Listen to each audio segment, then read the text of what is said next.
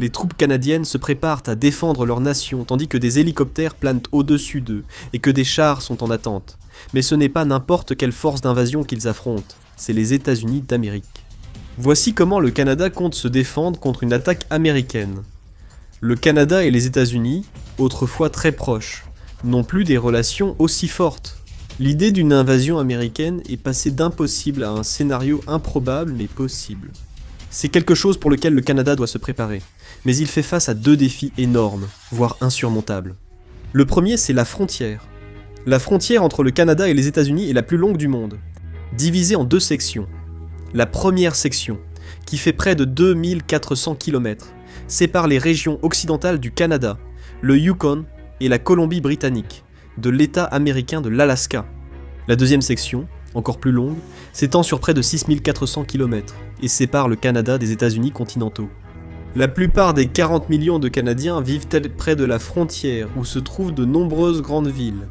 Cela inclut la capitale Ottawa, ainsi que Toronto, Montréal, Québec, Vancouver, Calgary et Winnipeg. Défendre une frontière aussi longue et densément peuplée est un immense défi. Les forces américaines pourraient attaquer où elles veulent, le Canada n'ayant pas assez d'habitants pour défendre toute la frontière. Il devrait s'appuyer sur le renseignement pour prévoir une attaque américaine et concentrer ses ressources au bon endroit. Cela nous conduit au deuxième défi, l'énorme différence de puissance militaire. Dans le classement militaire de Global Firepower pour 2026, les États-Unis occupent la première place, une position qu'ils détiennent sans contestation.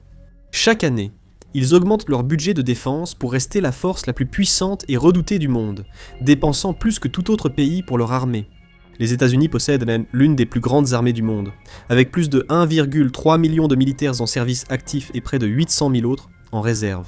Les États-Unis possèdent parmi les forces terrestres les plus puissantes, avec des milliers de chars et des centaines de milliers de véhicules blindés prêts au déploiement, à tout moment.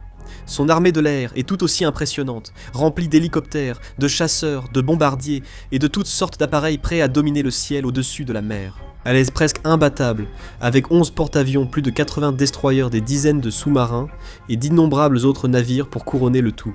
Les États-Unis possèdent certains des soldats les mieux entraînés au monde et une grande expérience militaire internationale. L'Amérique est également l'une des 9 puissances nucléaires mondiales, avec un arsenal de plus de 5000 ogives. Selon pratiquement tous les critères importants, l'armée canadienne n'est pas du tout au même niveau. Même si le Canada est immense, le deuxième plus grand pays du monde, s'étendant sur plus de 3,8 millions de miles carrés, son armée ne se classe qu'au 28e rang. À l'échelle mondiale, cela place le Canada derrière des pays beaucoup plus petits comme la Thaïlande et le Vietnam, et à peu près au même niveau que des endroits comme Singapour, la Grèce et la Corée du Nord. Pour un pays aussi grand, l'armée du Canada est minuscule, avec environ 63 500 soldats actifs et 23 000 autres en réserve. L'armée canadienne n'a pas l'équipement avancé, la puissance et la profondeur de l'armée américaine. Elle possède quelques forces terrestres, avec moins de 100 chars et environ 21 800 véhicules blindés prêts au combat, soit une infime fraction de l'armée américaine. L'armée de l'air canadienne dispose d'un bon mélange d'avions comme les FA-18, les CP-140, les Aurora et les C-130, mais elle ne peut rivaliser avec les États-Unis ni en nombre ni en puissance de feu. En mer, c'est la même histoire. Seulement 67 navires principaux, quelques sous-marins et quelques frégates et patrouilleurs pour protéger ses côtes. La comparaison est évidente. L'armée américaine surpasse largement celle du Canada, et un affrontement direct mènerait presque sûrement à la victoire des Américains. Mais la guerre n'est jamais aussi simple. L'histoire nous montre qu'il ne s'agit pas seulement de savoir qui a les forces les plus nombreuses ou les plus puissantes. Les petits pays peuvent toujours causer des problèmes avec des tactiques intelligentes, ralentir les choses ou infliger de vrais dégâts, même face à un adversaire beaucoup plus puissant. Et c'est à cela que se résume finalement le plan du Canada. Avant même que l'invasion ne commence, le Canada compterait sur ses accords de partage de renseignements, avec divers alliés à travers le monde. Des systèmes de surveillance avancés détecteraient tout signe suspect à la frontière. Et comme les États-Unis auraient besoin de rassembler une force énorme pour lancer une attaque rapide et réussie contre le Canada, Ottawa ne mettrait pas longtemps à remarquer ce déploiement. La période avant l'invasion devient alors cruciale. Les commandants canadiens devraient renforcer les défenses, mobiliser les réservistes, activer les Rangers et surveiller davantage les zones frontalières reculées. Le Canada mobiliserait aussi ses équipes cybernétiques pour protéger les systèmes gouvernementaux, banques et réseaux de communication internationaux. Officiellement, le discours serait calme et mesuré pour ne pas affoler la population.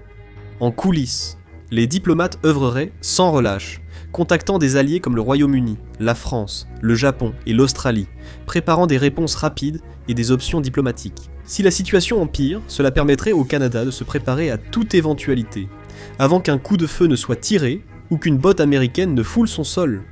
Les commandants surveilleraient la situation et déploieraient des troupes armées à des points stratégiques le long de la frontière, avec les systèmes de surveillance et renseignement du Canada. Les États-Unis auraient du mal à attaquer par surprise et miseraient sur leur supériorité numérique pour submerger l'adversaire. Les forces américaines commenceraient probablement à se rassembler à l'intérieur des terres et à se diriger vers la frontière, en se concentrant sans doute sur les principaux centres de population et politique comme Toronto et Ottawa. L'objectif est clair: contrôler rapidement les infrastructures clés, percer les défenses canadiennes et exercer une forte pression sur ses dirigeants pour obtenir une reddition rapide. La reddition ne serait sans doute pas la priorité pour la plupart des Canadiens. Les forces armées voudraient opposer une résistance sérieuse pour montrer aux États-Unis qu'elles ne vont pas simplement se coucher, lever le drapeau blanc et accepter la défaite. Le pays saurait qu'il serait en nette infériorité, mais le Canada aurait certaines cartes à jouer contre son ennemi. Les objectifs ne tourneraient pas autour de la victoire, mais plutôt autour du fait de retarder et de perturber la force d'invasion autant que possible. Avec peu de ressources, le Canada viserait à causer un maximum de dégâts, en profitant de l'avantage du terrain pour gagner du temps. L'objectif à long terme serait de solliciter l'aide des Alliés, et si possible de négocier la fin de la guerre avant que les États-Unis ne prennent trop de territoire. De cette façon, le Canada s'inspirerait de pays comme l'Ukraine dans sa guerre contre la Russie. L'Ukraine savait dès le début qu'elle n'avait ni la puissance militaire, ni les effectifs, ni les ressources pour résister à l'armée du Kremlin. Elle s'est surtout attachée à retarder et perturber la machine de guerre russe, en exploitant tous les avantages possibles, et le soutien de ses alliés européens, et d'ailleurs. Le Canada devrait faire de même ici. Le Canada devrait accepter des pertes inévitables. Alors que les forces américaines franchiraient la frontière, capturant villes et villages, ils savaient ne pas pouvoir tous les sauver, mais lutteraient pour ralentir leur progression autant que possible. Les premières 24 heures seraient cruciales. Si une force d'invasion américaine atteignait la frontière canadienne, le gouvernement serait obligé de déclarer l'état d'urgence, le Parlement donnerait des pouvoirs spéciaux et activerait les plans de continuité. Le Canada adopterait une posture défensive, déployant ses forces à des points stratégiques le long de la frontière, au lieu de les regrouper en quelques endroits clés. Le Canada les répartirait sans doute en petits groupes, utilisant volontaires et réservistes partout où possible. Même s'il n'y a pas de conscription, la chef d'état-major de la défense, la générale Jenny Carignon, a tout de même des plans pour créer une force de réserve de 40 000 volontaires. Le pays aurait ainsi une armée bien plus grande sur laquelle compter lors de l'invasion. Même si ces soldats n'auraient pas tous un haut niveau d'entraînement ou d'expérience, ils seraient prêts à risquer leur vie pour défendre leur pays. Un récent sondage montre que 72% des Canadiens seraient prêts à prendre des mesures pour défendre leur pays.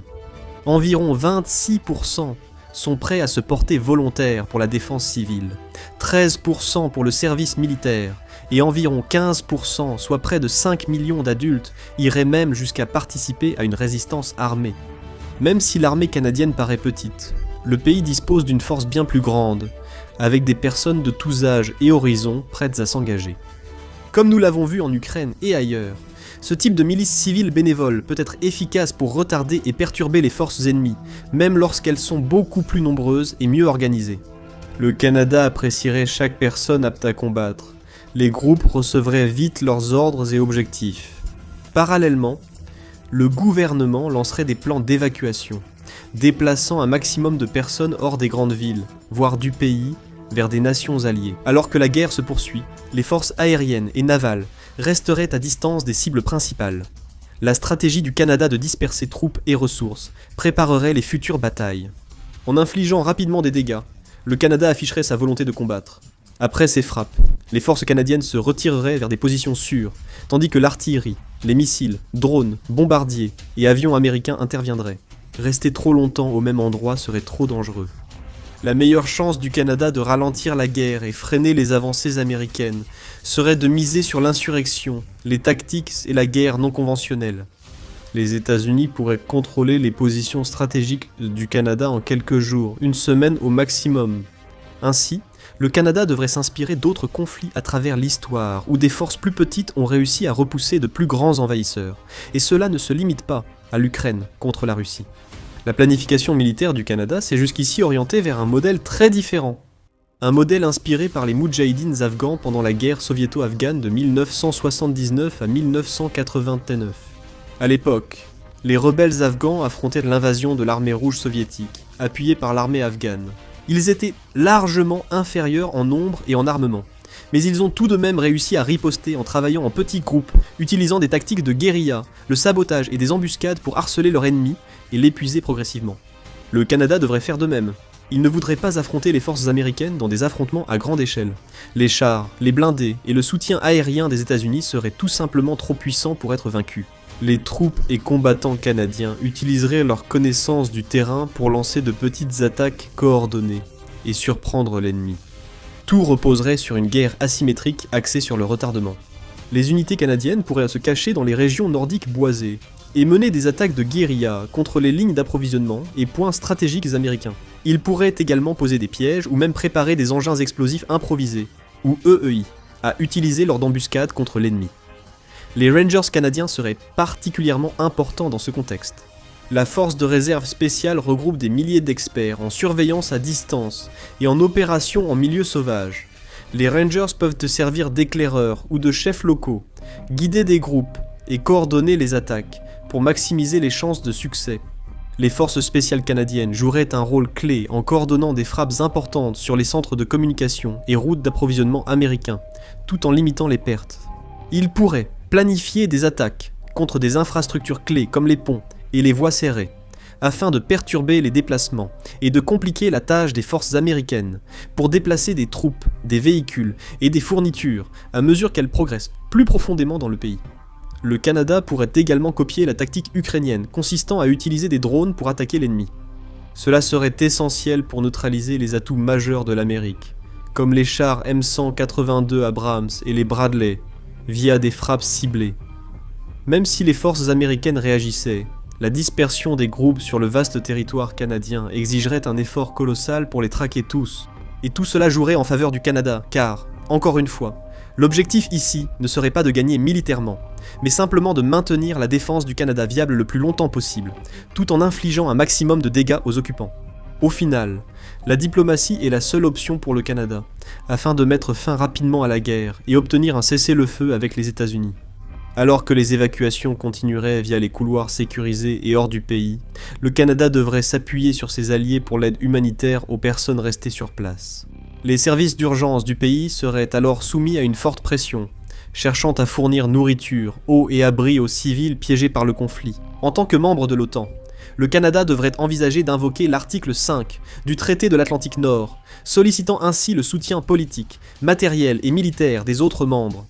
Le souci avec ce plan, c'est que les États-Unis, membres fondateurs de l'OTAN, et l'article 5 vise les attaques extérieures, non celles des membres. Cela mettrait l'OTAN en territoire inconnu. Les États membres devraient trouver comment réagir à une situation où l'Alliance se retourne effectivement contre elle-même et sape les principes mêmes sur lesquels elle a été fondée. Face à cette réalité, les autres membres de l'OTAN, surtout le Royaume-Uni et la France, subiraient d'importantes pressions pour réagir diplomatiquement, politiquement, voire militairement. Les discussions porteraient probablement sur la manière d'amener rapidement le conflit à un cessez-le-feu, et sur la façon d'empêcher l'Alliance de se fragmenter. Toute invasion de ce type saperait les principes mêmes sur lesquels l'OTAN a été fondée. Les conséquences politiques et militaires pourraient dépasser l'Amérique du Nord, menaçant la sécurité mondiale et forçant les pays à choisir un camp. Ainsi, même si le Canada ne pourrait clairement pas arrêter une invasion américaine à grande échelle, le coût d'une telle opération pourrait être bien plus élevé que ce à quoi Washington pourrait s'attendre. Le Canada subirait de lourdes pertes, mais pourrait utiliser ses atouts limités pour riposter, en espérant un cessez-le-feu négocié ou un retrait. Ses objectifs sont de protéger les civils, préserver sa souveraineté et obtenir un soutien international. En jouant bien ses cartes, il pourrait atteindre ces trois objectifs à divers degrés, laissant les États-Unis dans une position de plus en plus difficile à mesure que le conflit dure. Voyez ce qui se passerait si le Canada devenait le 51e État ou cliquez sur cette vidéo.